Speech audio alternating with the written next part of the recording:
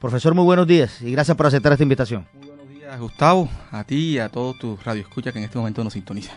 Hacia el abrebocas decíamos que íbamos a hablar de temas académicos, que es la esencia de la Universidad del Departamento de Córdoba. Decía que íbamos a hablar de temas administrativos y obviamente del sistema de elecciones que se viene precisamente al interior de la Universidad del Departamento de Córdoba. Comencemos por lo esencial, por lo que necesita la Universidad de Córdoba, que es su base principal, que es el tema académico. Hoy, académicamente, la Universidad del Departamento de Córdoba está cumpliendo con dos temas esenciales. Uno, con un hecho muy puntual y tiene que ver precisamente con el cumplimiento de los 2 semestres. Sí se está dando dentro de los lineamientos de lo que se quiere, cumpliendo los deberes exactamente de la invocada educación superior pública a través de la Universidad de Córdoba. A ver, Gustavo, precisamente la universidad ha venido normalizando sus procesos académicos, como tú bien lo indicas, alrededor de los 2 semestres al año como corresponde. Veníamos pues, con unas anomalías, interrupciones en ese proceso, pero digamos que en los últimos 2 años la universidad ha logrado nivelar sus semestres académicos. Es de notar que esta anomalía, esta interrupción en el cumplimiento del calendario académico no obedeció a razones de carácter administrativo o razones financieras para el funcionamiento de la institución, sino que fue el resultado de una serie de variables externas al manejo administrativo que precisamente llevaron a esa situación. Pero tenemos que decir que en ese sentido la universidad hoy está cumpliendo cabalmente con sus 2 semestres académicos. Eso indica que académicamente venimos funcionando, que las cosas están dando, y obviamente el tema académico es un tema inacabado. La universidad cada vez más son crecientes sus demandas y sus necesidades en el orden académico. Hay retos importantes como el tema de cobertura, el tema de calidad, el tema de infraestructura, que son responsabilidades directas del Estado colombiano, en el sentido de que la educación es un bien público social y que en consecuencia es una responsabilidad directa del Estado. Pero en lo que corresponde al manejo administrativo, podemos mandar un mensaje a la sociedad cordobesa y a la comunidad en general que la universidad viene normalizando sus procesos y creo que en ese sentido hemos venido cumpliendo. Estamos hablando que vamos a cumplir el 2º semestre sin ningún tipo de problema, es decir, hay el reordenamiento del cronograma después de la interrupción que se cumplió, ¿ya se puede superar? Sí, el 7 de julio termina el primer semestre académico y hacia el mes de agosto estaremos iniciando el 2º semestre académico que estará culminando en el mes de diciembre. Es decir, se está cumpliendo con el calendario académico establecido, digamos, en términos estatutarios y en términos curriculares. Significa en ese sentido de que la universidad está respondiendo desde el punto de vista de su calendario académico con los 14.300 estudiantes que en este momento cursan sus distintas carreras en la Universidad de Córdoba. La demora fue haberlo presentado a través de las redes sociales y ya nos están preguntando, trasládele esta información o esta pregunta mejor al consejero Jairo Torres. ¿Qué pasó con el proyecto de la Universidad de Córdoba para la subsede del municipio de Sagún? A ver, Gustavo, sobre ese punto, y es importante hacer un poco de pedagogía alrededor del mismo.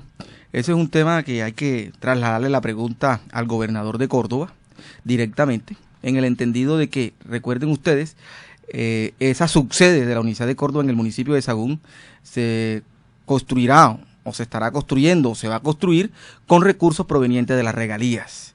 La universidad simplemente dio el aval a través del Consejo Superior. Eso tenía que tener, digamos, un proceso a través de un proyecto de acuerdo que se presentó, pero lo que corresponde a la ejecución, al manejo financiero, el desarrollo de esa obra, es responsabilidad directa de la Gobernación de Córdoba. Es decir, la universidad le correspondió dar el aval respectivo a lo que fue el diseño de esa infraestructura, que esa infraestructura tuviese las condiciones técnicas, teniendo en cuenta de que allá va a funcionar una sede de la universidad y eso requiere unas regulaciones específicas, eso requiere de unos ambientes específicos, la oferta académica que la universidad va a ofrecer allá. Recuerde usted que la discusión que el Consejo Superior en ese momento se generó era de una oferta académica pertinente, es decir, lo que la Universidad de Córdoba en cuanto a su capacidad instalada en términos de condiciones académicas, en términos de oferta de programa, le correspondía, lo aportó en el desarrollo de ese proyecto. Ya lo que tiene que ver, repito, con el manejo financiero, con la ejecución de ese proyecto, de esa subsede, es una responsabilidad directa de la Gobernación de Córdoba, y en consecuencia creo, Gustavo, que sería pertinente que se hiciese una investigación periodística en ese sentido para conocer detalladamente cómo va la ejecución de ese proyecto. Yo le hago la pregunta porque de igual manera en el Consejo Superior tiene asiento el gobierno departamental y ustedes han venido sesionando. ¿Qué se ha informado frente a ese tema? No tenemos información porque realmente el tema no se ha vuelto a ventilar al interior del Consejo Superior. Por eso digo, creo que la pregunta es pertinente y será seguramente objeto de estudio y de solicitud en el seno del Consejo Superior. Me voy a poner al frente de eso, Gustavo, porque realmente no tenemos conocimiento por lo que te acabo ya de explicar, pero sí creo que es pertinente, creo que es necesaria esa pregunta y el conocimiento y la información que tengamos al respecto. Entremos en materia, comillas, electoral al interior de la Universidad del Departamento de Córdoba. ¿Va a haber elecciones este año en la Universidad de Córdoba? A ver, Gustavo, esa es una buena pregunta que también requiere la reflexión muy reposada por parte de nosotros. Tengo que indicarte que hasta el momento el tema no ha sido ventilado en el seno del Consejo Superior. Tengo que decirlo con toda la sinceridad y con toda la honestidad. Obviamente que será un tema que se abocará en su momento, se dará la discusión respectiva, teniendo en cuenta que el 26 de noviembre de este año a la actual rectora se le acaba su periodo establecido normativamente, y que en consecuencia el Consejo tendrá que entrar a establecer las condiciones para que se haga una convocatoria, que como tú bien sabes, una convocatoria pública de acuerdo a los requerimientos y a las exigencias que establece el estatuto para la escogencia de rector, y se ventilará el tema. ¿Sí? Pero digamos, no es un tema que hasta el momento se ha abocado. Con los consejeros hemos venido haciendo reflexiones al margen del Consejo Superior alrededor de la pertinencia o no pertinencia, la conveniencia o no conveniencia de que este año se lleve a cabo ese proceso, teniendo en cuenta que a la rectora se le acaba el periodo a finales de noviembre, prácticamente ya la universidad ha terminado su semestre académico, ya quedaría prácticamente un mes para finalizar el año. Entonces vemos que ese proceso fácilmente se podría trasladar hacia el próximo año. ¿Hay ambiente de no hacer elecciones este año? Digamos, no se ha tocado el tema. El planteamiento que te estoy haciendo es un planteamiento a modus propio, es decir, como consejero analizando las dinámicas regionales. Recuerde que también hay el tema del debate político regional en octubre. Es decir, hay una serie de situaciones que seguramente van a concentrar la atención de la opinión pública, y veo entonces, no veo, digamos, conveniente o necesario que la universidad entre ahí dentro de esa dinámica, que coincida, digamos, esos escenarios, y por el tiempo que te acabo de señalar. Entonces veo como más propicio de que el proceso se ejecute a partir del próximo año, y entre otras cosas es un proceso que realmente la facultad del Consejo va a hacer la convocatoria, que como te he dicho es una convocatoria pública, y como convocatoria pública todo el que considere tiene derecho o encaja dentro de la convocatoria se presentará, y se tendrá que definir también el tema de la consulta.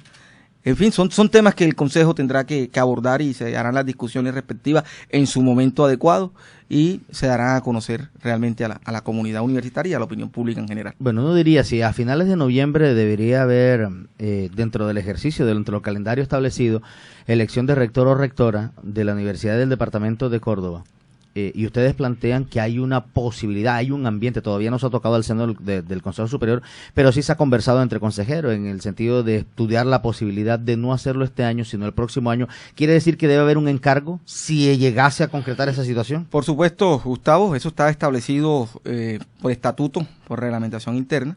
Cuando al rector se le acaba el periodo, se debe convocar a elecciones. En su efecto, el Consejo Superior puede encargar a una persona dentro de la comunidad universitaria que llene los requisitos y las calidades del titular, y se encargará un rector por el tiempo transitorio en el cual se organice todo el proceso, se haga la convocatoria y se designe un nuevo rector.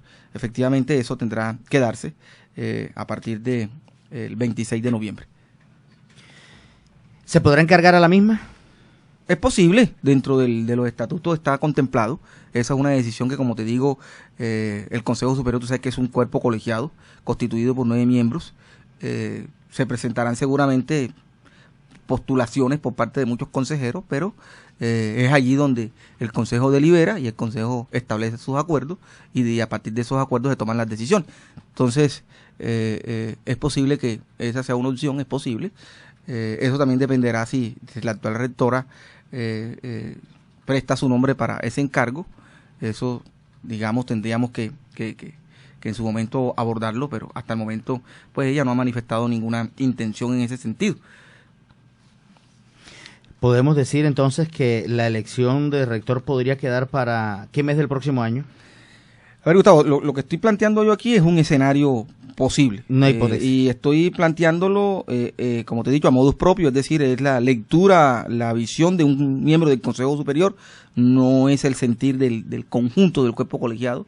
Es decir, son reflexiones muy propias por las razones que ya te acabo de esgrimir. Entonces, lo que veo es que, teniendo en cuenta el debate electoral de carácter regional, que va a ser un debate bastante interesante, teniendo en cuenta que el 26 de noviembre se acaba el periodo legal y estatutario de la actual rectora, teniendo en cuenta de que prácticamente nos quedaría un mes para terminarse el año.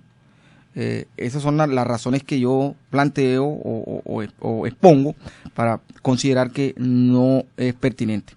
Si encargamos, el que se encarga estaría haciendo la convocatoria hacia finales de enero, cuando ya la universidad haya retomado sus actividades académicas normales, y ese es un proceso que puede durar entre 45 y 60 días, 2 meses, entre lo que se hace la convocatoria, las inscripciones de los candidatos que consideren tienen opciones, las etapas distintas del proceso, hasta que el Consejo ya decida. Entonces es un proceso que puede durar alrededor de 45 días, es decir, que si lo hacemos a finales de enero, hacia mediados de marzo, podríamos decir ya hay un rector en propiedad en la Universidad de Córdoba. Ese es un proceso que nosotros esperamos que no genere ninguna afugia, que no genere, digamos, ninguna perturbación, sino que se lleve a cabo de manera tranquila.